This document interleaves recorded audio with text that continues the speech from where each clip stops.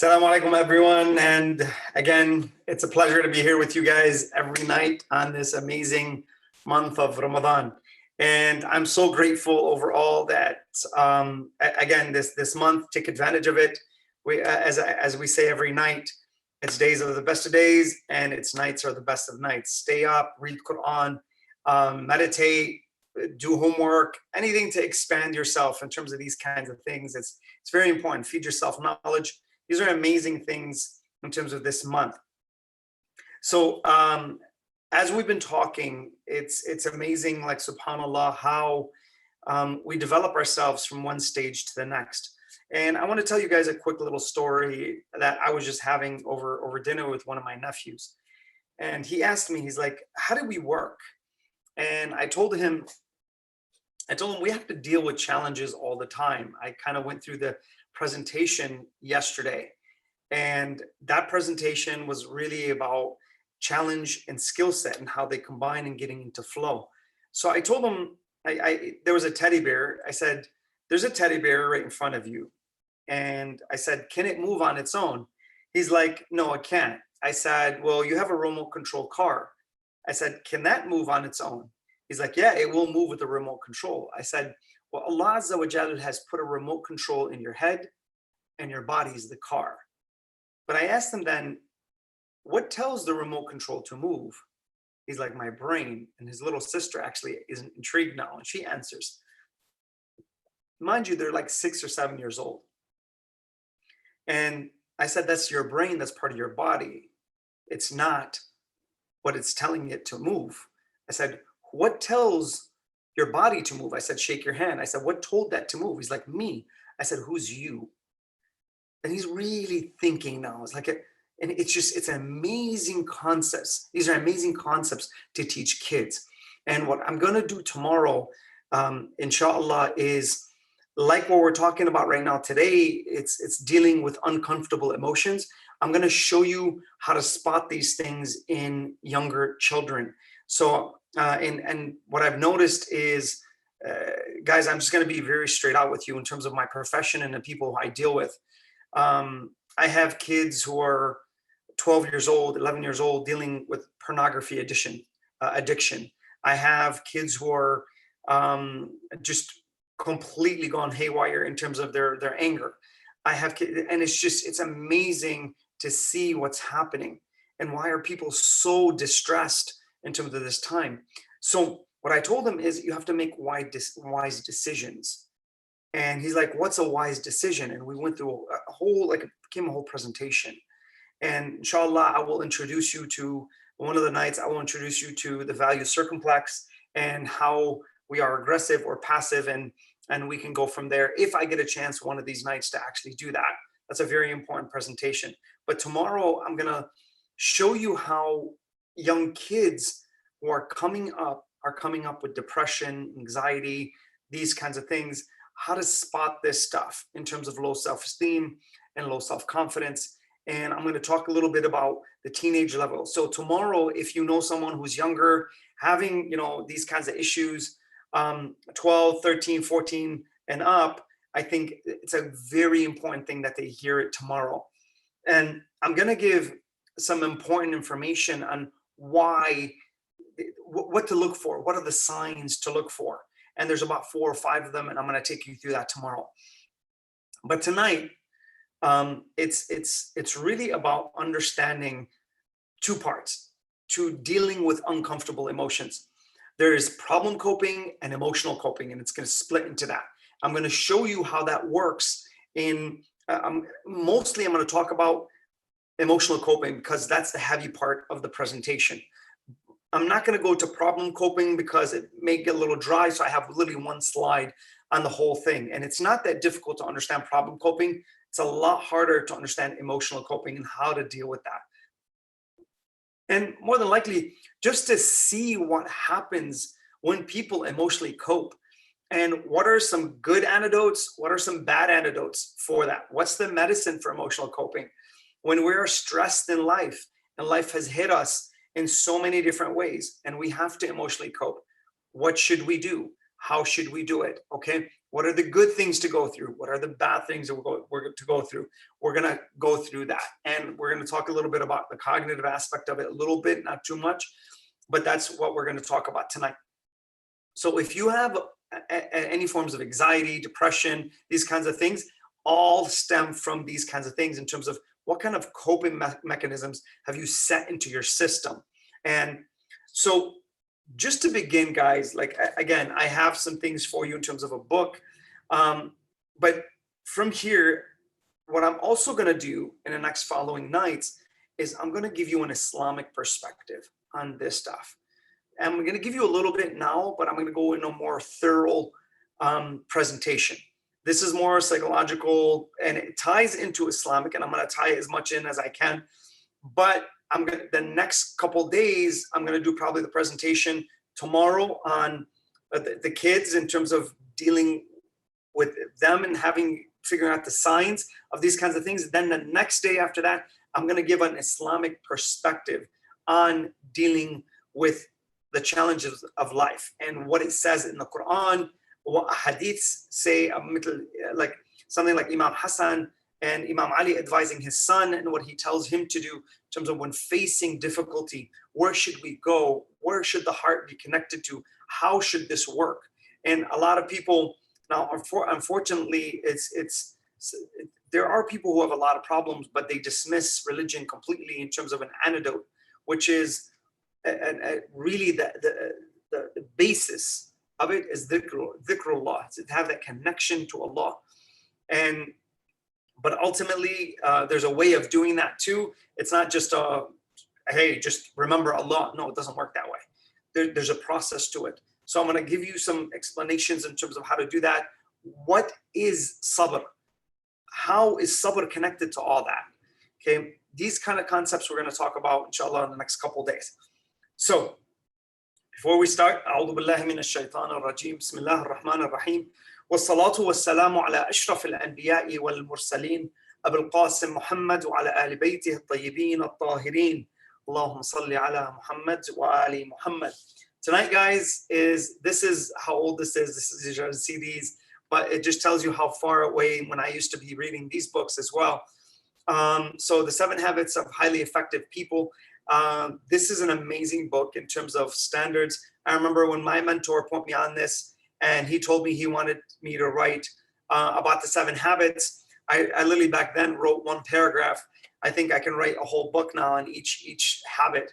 But it just shows you how you progress in life in terms of these kinds of things. So there's 7 habits.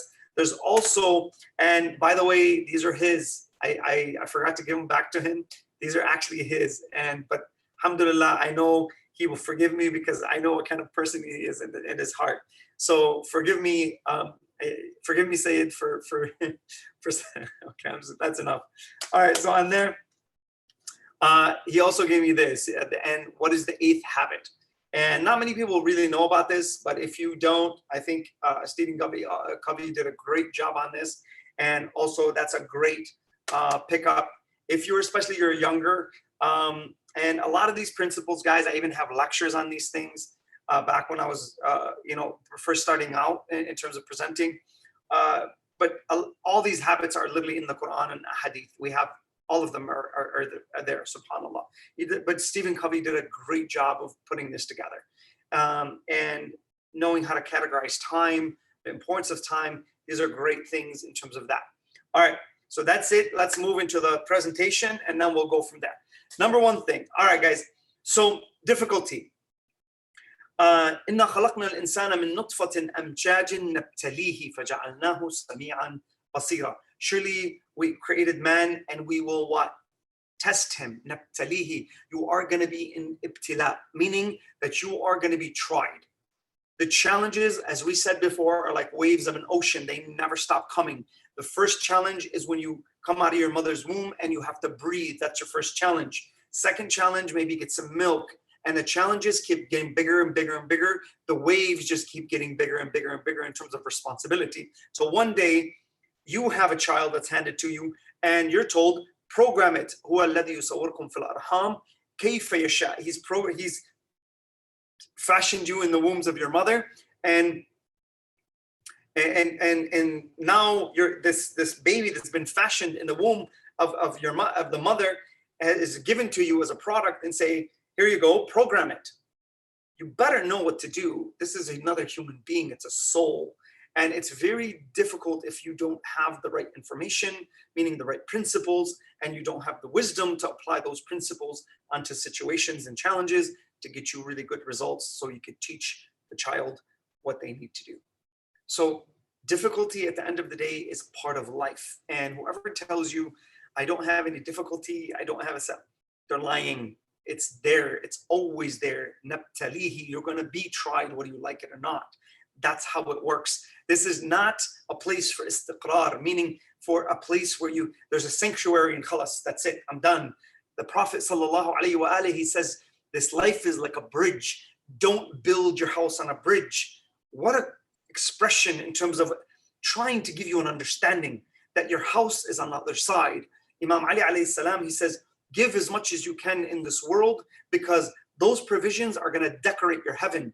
So whatever you do right now is building your heaven. Every word that you say, every decision you make, every action that you take is building your heaven or building your hell. That's how it works. So you're going to see your actions manifest in a different reality. And when they manifest in a different reality, you're either going to love what you have or you're going to hate what you have. And subhanAllah, Allah talks about this in terms of when someone is given their book, and some people are going to be so happy, look at my book. In the Quran, he says this, and some people are going to be, oh my God, what happened? They didn't leave one thing out of this.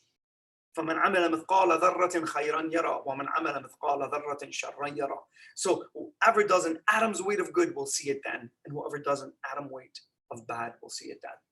On that level, difficulty is part of life. It's part of us, it's part of life. Get used to it and fall in love with it. Fall in love with rejection the second you do, I promise you. And you can get your heart to turn like that. And you fall in love with the rejection of life, which is a challenge. And then your skill set comes and overtakes the challenge. The emotions behind that exam, that test, that trial, that tribulation is second to none. Those are the emotions you want. But you have to earn emotions. They're not given to you. You have to earn them. Because the only way you know you have a principle is when it's challenged. That's the way it works. So difficulty is part of life. Difficulty has two ways that we can deal with it. All right. Number one, in terms of dealing with it, is emotionally coping. Emotional coping, I'm going to go through it. And number two is what? Problem coping. I'm going to explain the difference between the two. I'm going to take you through that, and then we're going to go from there. Follow along. This is very important in terms of relationships, how people, act. And I'm going to show you some techniques that when dealing with situations like this, which one you should be doing, when listening to someone. You have to know which side they're on. Are they emotionally coping or are they problem coping? I'm going to go into that a little bit. And if I don't, I probably had some other things I needed to talk about that were more specific and more important, because that's just a side note. But let's go from here. Let's start with emotional coping. So emotional coping,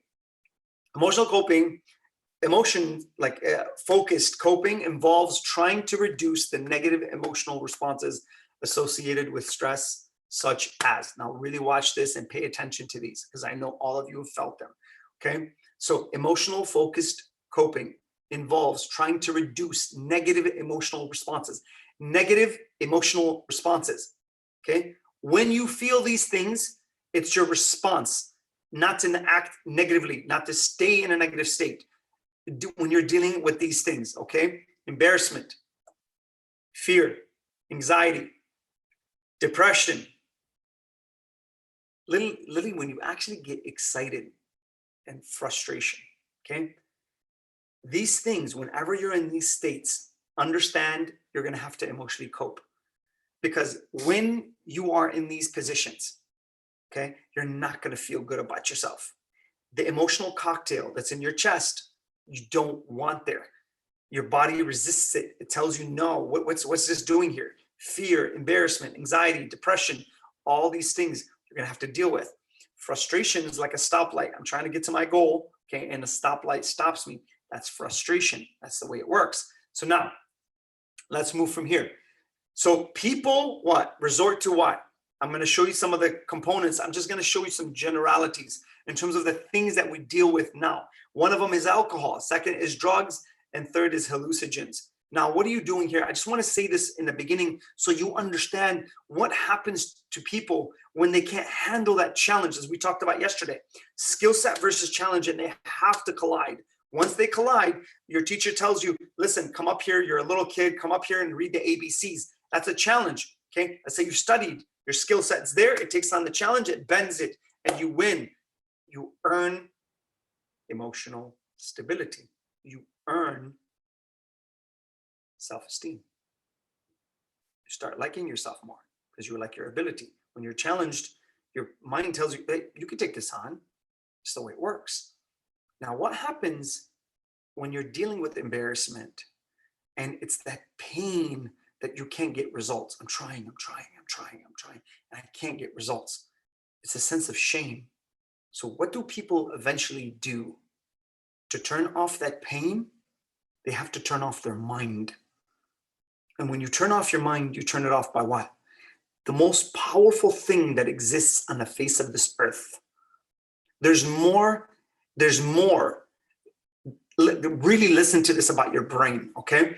There's more synaptic connections in your brain than some subatomic particles in the universe. Think about that. Like, really think about that. There's more space in your brain than space itself. That's amazing. When I tell you before that there's literally, your mind is a universe, believe me, it's a universe. And you have to find that island, which is your own uniqueness. It's amazing how small that is. And that uniqueness only belongs to you. And each person is different. No two people are alike. In history, in the present, or in the future, there's no two people that will ever be created the same. They will differ because everyone will have their own what? Stamp. So everyone's their own universe. Understand that. Now, why would you want to turn that facility off when it's the most powerful thing on the face of this universe? Because you can't cope with these kinds of problems. That's why we turn them off. Because the emotion and the pain hurts too much and we don't know how to deal with it. So that's what emotional coping is. That's what people turn to. I don't want you to do that. Trust me. There's a lot more powerful ways to get away and to feel good about yourself. You don't need an external stimulus. The stimulus is on the inside. It's right here and it's right here. And when you build the combination of the right mental process with the right emotional structure, wow. Okay, so let's move. How do you use emotional coping? Number one, okay, the source of stress is outside the person's control. What that means is when this happens, okay, emotionally coping, it's usually from the outside in, okay? So I have a situation that happens to me, it comes to my door, and what? It hits me. From there, okay, the emotions are what to focus on. So now what happens, I get hit, emotions in my chest, I feel it, okay? Sometimes, let's say you really care about someone, and I had one of my clients, and he's an executive in a company, and his girlfriend, which is obviously he's dealing with some things, and his girlfriend says to him, I don't want nothing to do with you. Now he goes on her social media and she has a picture up, and he, just by looking at the picture, he gets upset. See that trigger, it hit him really hard in terms of his chest. That's what happens. So now he's focused on the emotion. Now he's deregulated emotionally. He doesn't know what to do with himself. But imagine like you're running a whole company and that happens to you. And now you can't emotionally regulate. You can't shift. This is where coaching comes into place and doing other things like that, which becomes really more powerful. He stabilized, and then he went on and he moved forward. But okay, what type of situation usually brings about emotional reactions? Now, I'm going to take you through it. So that's what emotional coping is. It's you're focused on the emotion, okay? The source of the stress is usually from the outside of you, and the emotions are what to focus on. We start really concentrating on, man, how I feel. But most of the time, guys, another thing is with this, and I'll leave this point and I'll end with this point, is we don't know why we feel what we feel because we don't understand the triggers and how we work. I'm not going to get into that. That's a whole nother level, but that's another reason why. Okay. Now, high stress situations. We just explained one of them. Okay.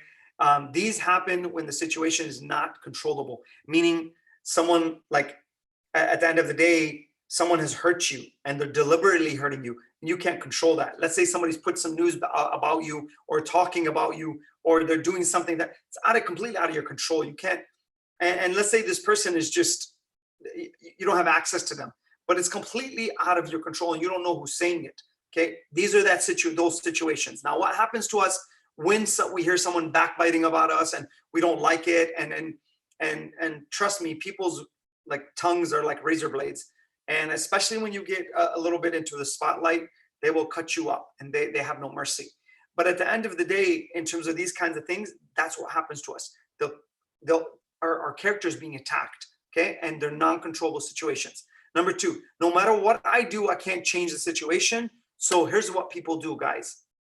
Whenever you see, let's say you're coaching someone, there's a kid that you're mentoring, let's say you're a parent, let's say you're an adult, okay? And you don't, so I cry or I laugh to deal with the situation. Some people actually laugh because they're really, really stressed. You know, I get to a point where just like, it's like the problem is so big, it's like, oh, whatever.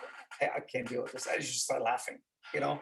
It's like, you just start laughing at yourself. Let's say you're running low on money and the bank just takes a late fee and now you have nothing.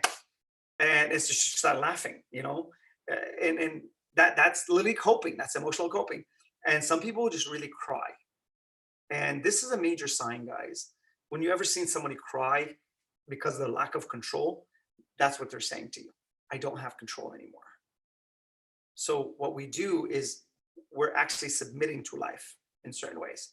And I'm not telling you not to cry. Crying can be very healthy in terms of you got to feel it to heal it. And sometimes crying is a great thing in terms of the healing aspect. It's a healing process.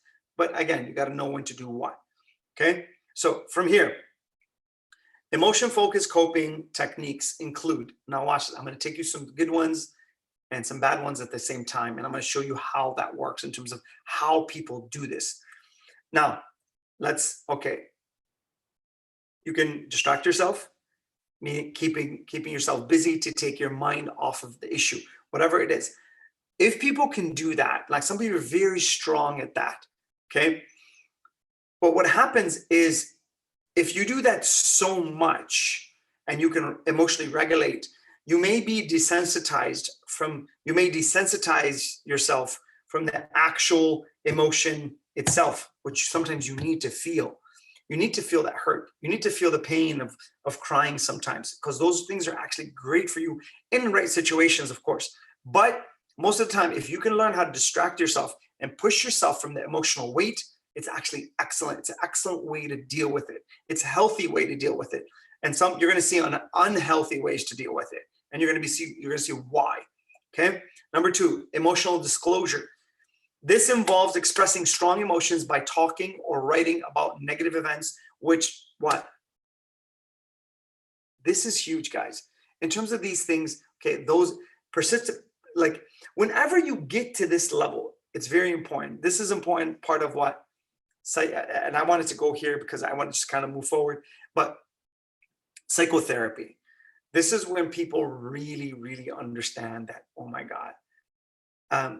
Like when something precipitated those emotions, okay, what you need to understand that I just got hurt. I don't know how to deal with the emotions myself. So I want to vent out to someone. Emotional disclosure is when someone is actually venting. Here's what happens most of the time, guys, between husband and wife. Most of the time, the wife is emotionally coping. She has a problem. Men usually problem cope. Women usually emotionally cope, and vice versa. But And we're talking, women are usually more emotional, and men are just usually like they're more on a logical one by one process. Okay, that's how men are created. Now, from there, I'm talking majority minority here. It's not everybody, but from here, understand when guys, and I'm going to say this as a message to you guys, and if you're married, you're not married, if you've been through relationships, you haven't been through relationships, listen up, because this can save you a lot of headache. Okay, when women are emotionally coping, all you have to do is this: say, okay, I understand. Wow, did that really happen? Okay, just listen and ask questions to understand further. Don't give solutions. That's the worst thing you can do when someone is actually doing that. I'm not talking just about women. I'm just giving you this because it's a really cool example so you understand it. But on that level, that's what happens. She's venting. He's giving what? She doesn't want to answer. She just needs to take these emotions that she feels and just dump them. That's all she wants to do. She doesn't want an answer. Don't give an answer, because when you do, you're going to become the problem. And she's like, you never listen to me. That's what she's going to start saying to you. That's what happens. So on those levels, if she's emotionally coping, don't go into problem coping strategies. Okay, don't give her an answer. She's not asking for an answer. And a really good way to do this is right before she starts talking, ask this question: do you want me to listen to you, or are you asking for my opinion? If you do that, I swear to you, you will save yourself so much headache in terms of the conversations. And this is what will happen.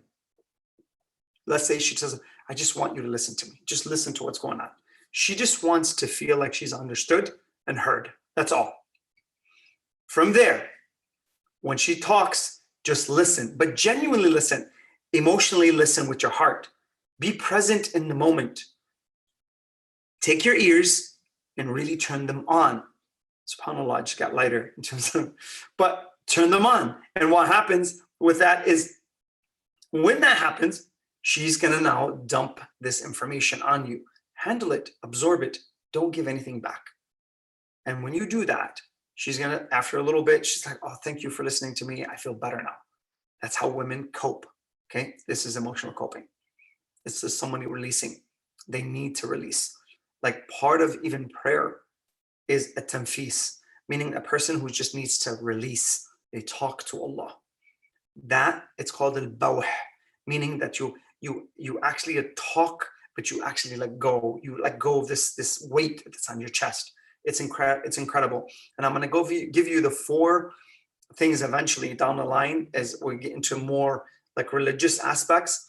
I'm going to give you probably the first half of this is more psychology. Then the second half is going to be more religious based as we move into that. But here's what's going to happen in terms of this.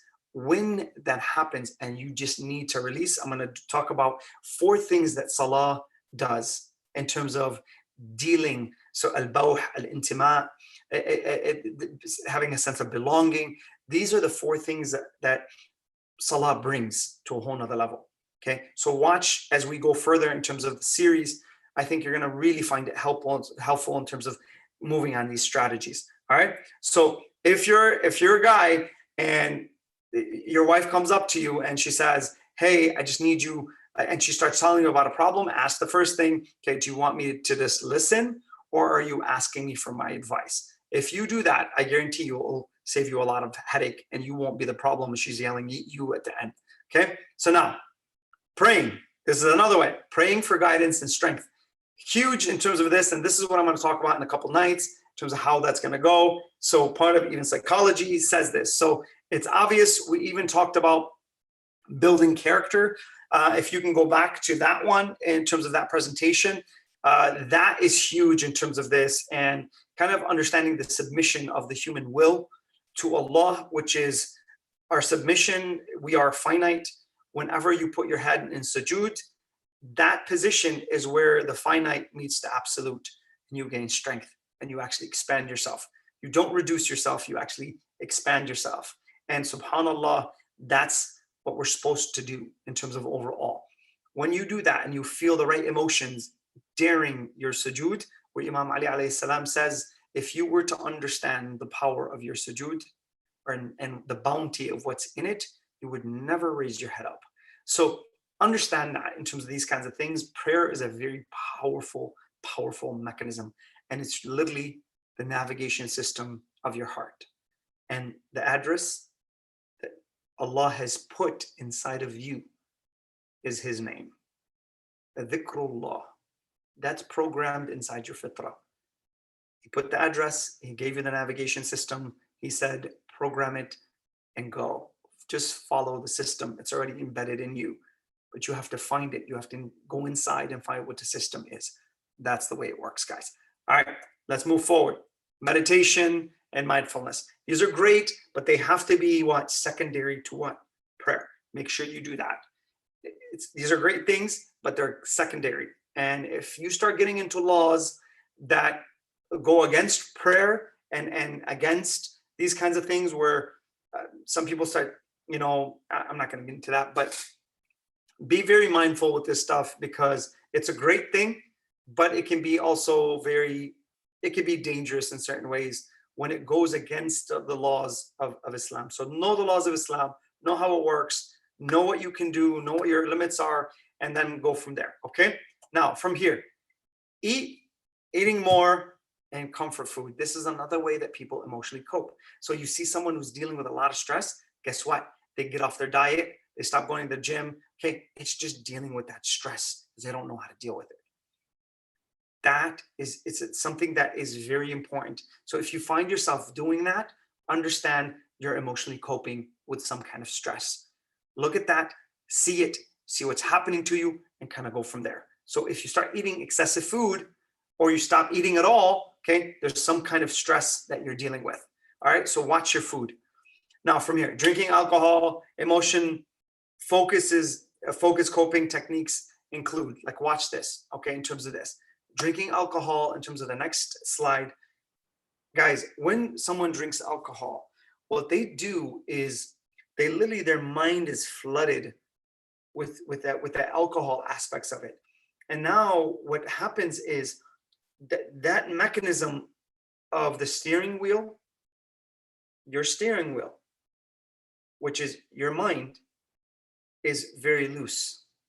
Now you can't control it. Let's say you have a lot of fuel and emotion in the tank. Say you're an angry person. And when you drink, you get very violent, but you have no more control of the steering wheel. What do you think is going to happen to you? You're going to find yourself in the ditch. You're going to get a DUI. You may hit someone, kill someone. That's what happens. But we don't think about that right before we're drinking because we think we have control.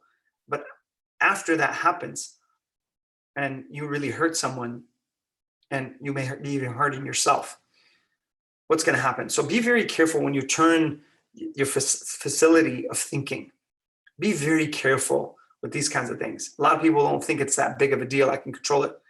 Okay, no problem. But you're turning this off. Really think about that in the first place. All right. So continued. Some people use what? Drugs. So when emotional focus is called, they use drugs. Drugs is another way that people emotionally cope. They turn off the system, okay, of this because they want to turn off the emotion of the pain. That's why people do that. Even guys, even cutting, when somebody starts cutting themselves, it's not that they're trying to get attention. They're trying to turn off the pain. The physical pain is better for them. And it feels better than the pain that's in the chest. This is a lesser pain for them. Physical pain is less of a pain than the emotional pain that they're feeling. So I'd rather feel this physically than what's going on in my chest in terms of the emotional structure that I have. That's why people cut themselves. And from there, they'll use drugs, alcohol. They'll go towards even sexuality at a whole nother level. They'll be very promiscuous. They'll dress in certain ways because they need that attention. They want to feel. They need something to make them feel better. Okay, that's how it works. Now, from here, journaling.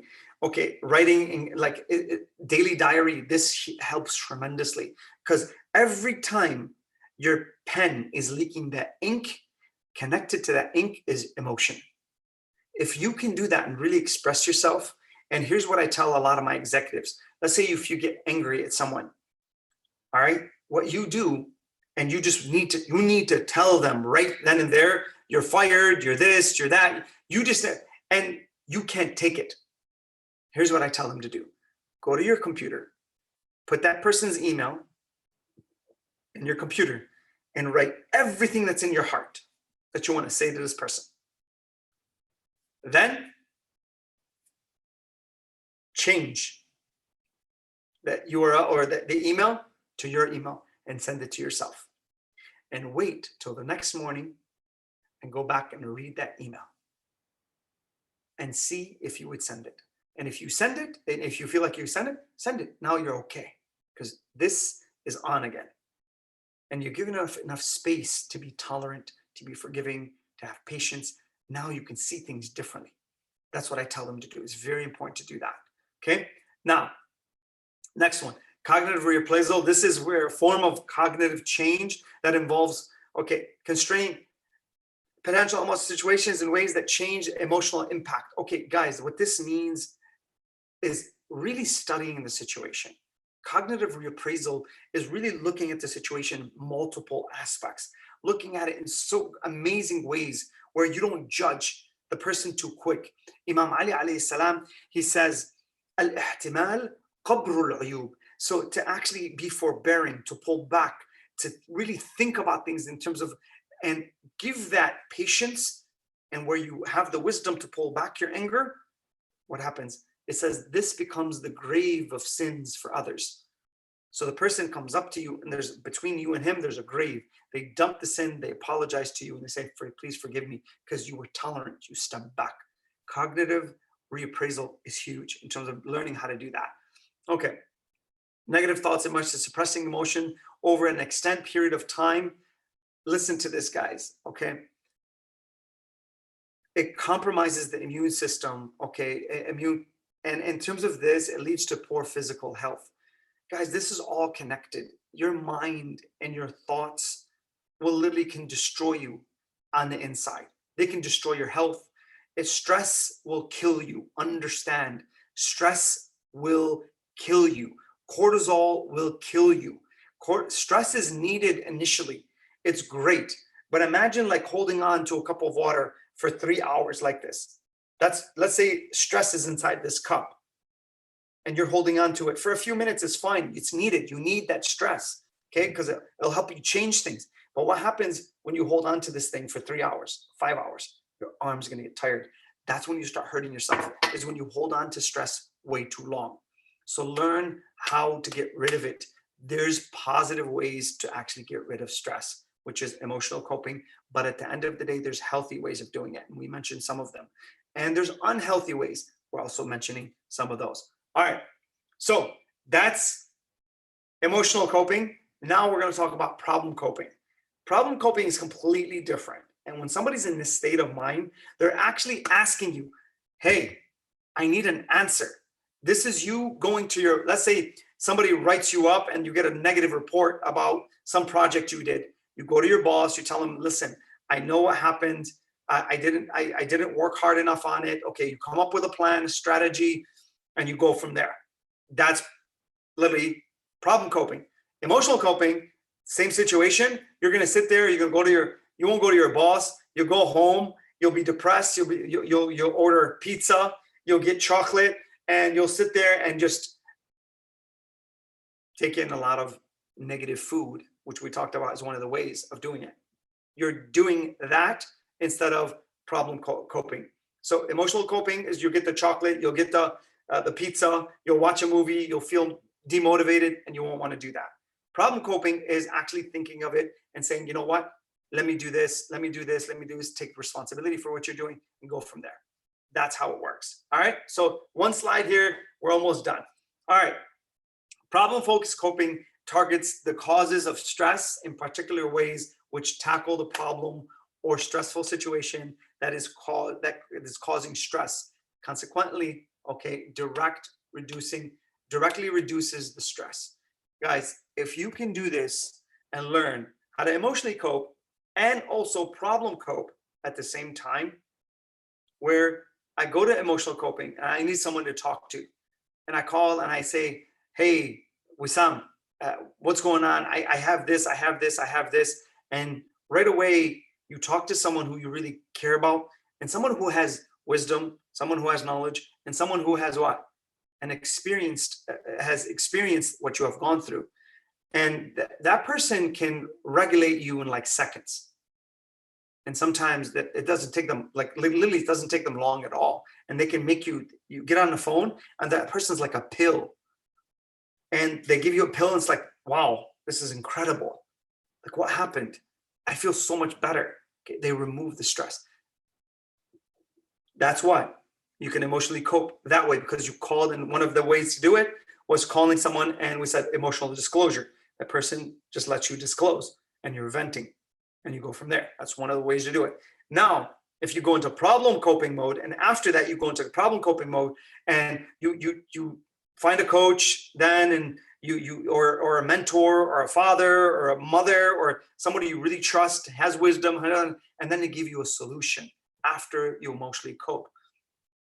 That is very powerful. It's very powerful. Now situations don't take you that long, and you don't stay in drought. You don't stay there for days and weeks and months and sometimes years. And now that changes your whole construct of your whole body, and it becomes very difficult to come out of that. Because if you stay there far too long, guess what? It becomes very difficult to come out of that. So please be careful with these things in terms of when you're problem coping and emotionally coping. Be careful with these things. Now, let's move forward. Okay, the thinking. These are challengeable situations. This is how you start thinking. This is a challenge. I'm going to take this on. Remember what we talked about yesterday. Challenge, skill set. Bam, skill set wins. You start looking at life as challenges, but you start falling in love with challenges, because you start falling in love with responsibility, because you have fallen in love with your maximum and ultimate potential. If you can do that and realize that I'm building someone every day, and I want this person to be my character, my avatar, the person I want to become with these characteristics 5, 10, 15 years down the line, you will fall in love with responsibility, which is embedded inside challenges, challenges are embedded inside of life. That's how it works. If you could do that, I guarantee you, you'll fall in love with life. That's how it works. So now let's move forward. Problem-focused strategies aim to remove and reduce the cause of stressors, including, now I'm going to give you a list here, and then you can go from, and pretty much we're all set. All right.